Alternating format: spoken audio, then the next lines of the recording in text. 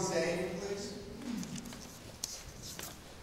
Ms. Zhang, docket number 11253-001 states, Lee Rong Zhang of Quincy in the county of Norfolk, on or about January 13, 2011, at Quincy in the county of Norfolk, did assault and beat Brendan Yang with intent to murder such person, and by such assault and beating did kill and murder the said Brendan Yang in violation of General Law, Chapter 265, Section 1, against the peace of said Commonwealth and contrary to the form of the statute, in such case made and provided a true will, signed by the foreman of the grand jury and the assistant district attorney for the Norfolk district. Ma'am, to this indictment, how do you wish to plead, guilty or not guilty? Not guilty. The defendant was arraigned in Quincy District Court and was held without bail.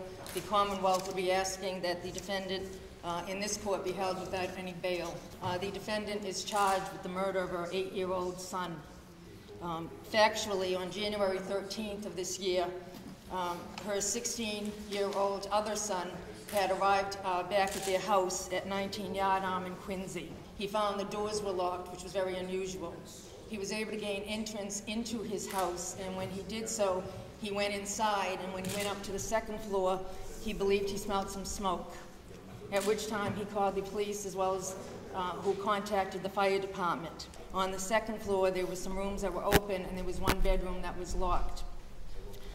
The fire department tried to open that door. They were unsuccessful. They ultimately broke the lock on that door to try to gain entrance. Ultimately, several of the firemen used a ram and were able to push the door open, and they were able to see the 8-year-old, Brendan Yang, face down on one of the twin beds in that room. They tried to resuscitate him, but they were unsuccessful, as at that time he was already lifeless. At the same time they had looked inside the room, they observed this defendant on the floor of the bedroom. They immediately pulled her out as well, and they gave her some medical assistance. She was taken to the Boston Medical Center, and she was treated for some carbon monoxide levels that were inside her body. Brendan Yang was taken to the hospital, but he was pronounced dead. In addition, inside the middle of the floor, there was a large wok. Inside that wok were glowing red charcoals. The charcoals would emit a carbon monoxide when they burnt, especially inside a closed-in room. Brendan Yang was taken, as I said, to the hospital. An autopsy was conducted on his body.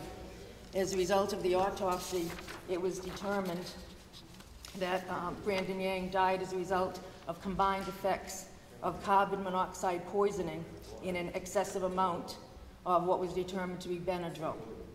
And on his back, there was indications of some blunt trauma, which would indicate possibly that he was held down. Your Honor, Ms. Zhang's situation is unsettled and fluid in a number of ways. We'd have no objection to the current order regarding no bail standing without prejudice to our seeking bail at a later time. Ms. Zhang, you're being held without bail without prejudice. This is a C-track case. 6-7-11 for pretrial conference, 8-18 for pretrial hearing.